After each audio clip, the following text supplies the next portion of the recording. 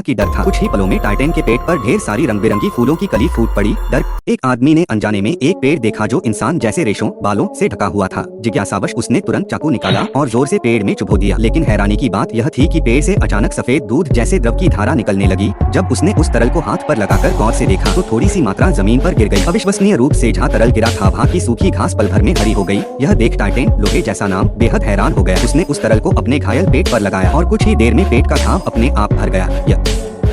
Regeneration की शक्ति है। तभी उसके मन में एक बहुत ही साहसी विचार आया। अगले ही पल टाइटन पेड़ को पागलों की तरह काट काट कर खाने लगा और दोनों हाथों से उस तरल को पकड़कर कट कट करके पी गया। लेकिन तभी कुछ अजीब और रहस्यमय घटने लगा। पेड़ से अचानक तेज चमकदार रोशनी निकलने लगी। टाइटन कुछ समझ पाता उससे पहले ही एक सुनहरी किरण सीधा उसके शरीर में घुस गई। तेज और असहनीय दर्द ने उसे जमीन पर गिरा दिया। लेकिन अगला पल और भी चौंकाने वाला था। उसका पेट अचानक ऐसा लग रहा था कि कोई अज्ञात जीव उसके पेट से बाहर निकलने की कोशिश कर रहा है। और जैसा कि डर था, कुछ ही पलों में टाइटन के पेट पर ढेर सारी रंग बिरंगी फूलों की कली फूट पड़ी। डर के मारे उसने जल्दी जल्दी हाथ से उन्हें उखाड़ने की कोशिश की, मगर इससे कोई फायदा नहीं हुआ। जितना वो फूलों को उखाड़ता उतने ही तेजी से और नए फूल उगने लगते। कुछ ही समय में टाइटन का पूरा शरीर फूलों से ढक गया। लेकिन हैरानी की बात ये थी कि वो मरा नहीं, बल्कि सने एक नई और रहस्य